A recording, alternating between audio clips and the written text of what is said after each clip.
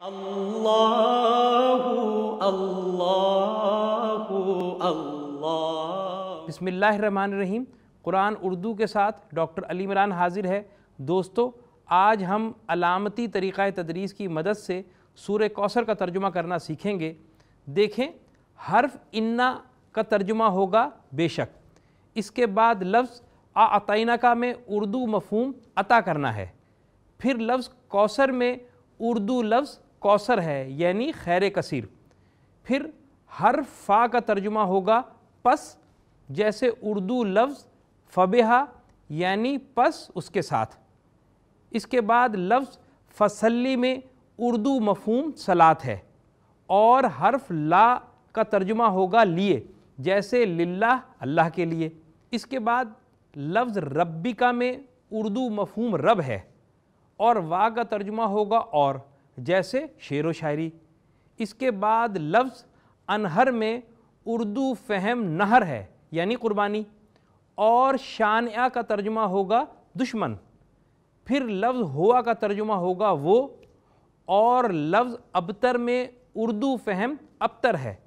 ناظرین، آج ہم نے جو الفاظ و حروف سمجھے ہیں اس میں ہوا اور شانعہ کے علاوہ تمام الفاظ و حروف اردو فہم رکھتے ہیں۔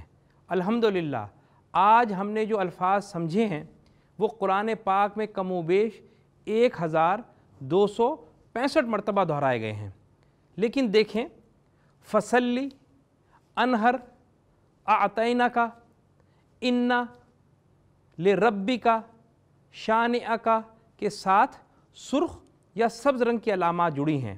یہ پروناؤنز ہیں یعنی ضمائر، جیسے میں، تم، ہم، وہ وغیرہ۔ یہ الفاظ کے ساتھ 6 علامات الف، تے، نون، یہ، کاف اور ہے کی شکل میں جڑی ہوتی ہیں۔ ناظرین، میں نے پہلی 4 علامات الف، تے، نون اور یہ کو جوڑ کر ایک سبق بنایا ہے اتنی، جس کی سرخ علامات شروع میں جڑ کر پریزنٹ یا فیوچر، جبکہ آخر میں جڑ کر پاسٹ ٹینس بناتی ہیں۔ دیکھیں، شروع کی الف کا مطلب ہوتا ہے میں، تے کا تو، نون کا ہم اور یہ کا وہ، جیسے ادخلو میں داخل ہوتا ہوں، تدخلو تو داخل ہوتا ہے، ندخلو ہم داخل ہوتے ہیں، یدخلو وہ داخل ہوتا ہے۔ پھر اسی طرح اگر شروع میں الف ہو یا نہ ہو لیکن دوسرے یا آخری حرف پر ساکن ہو تو یہ حکم بن جائے گا، جیسے ادخل تو داخل ہو۔ اب چونکہ فصلی اور انہر کے آخر میں ساکن ہے، اس لیے فصلی کا ترجمہ ہوگا پس آپ صلاۃ پڑھیں، اور انہر کا ترجمہ ہوگا آپ نہر کریں۔ پھر اسی طرح لفظ کے آخر میں زبر یا الف ہو تو اس کا ترجمہ ہوگا وہ، جیسے دخلا وہ داخل ہوا، دخلو وہ داخل ہوئے۔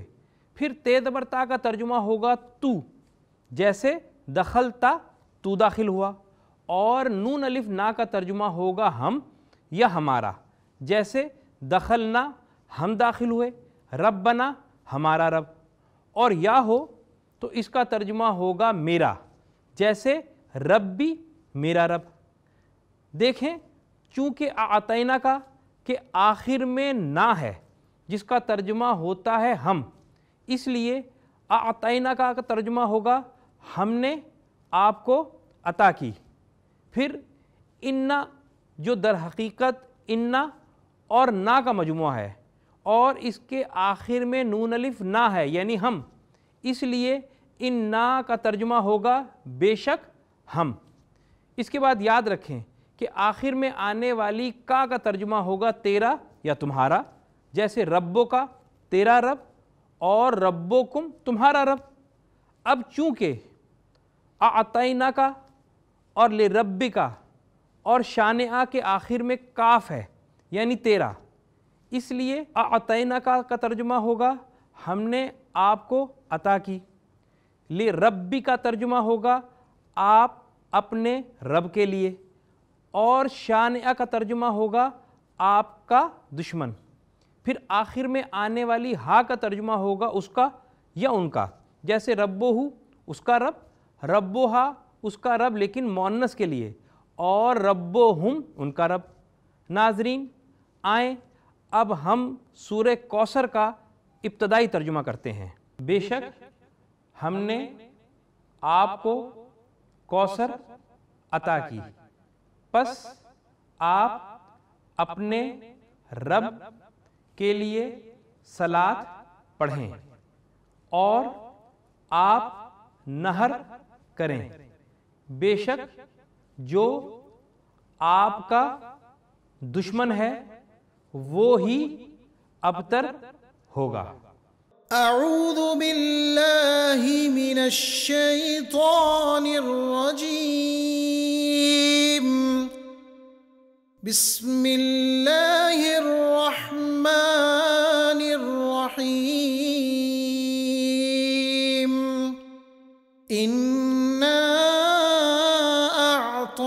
अअतैनाकल कौसर फसल्लि लिरब्बिक वन्हर इन्न शानिअक हुवल अबतर।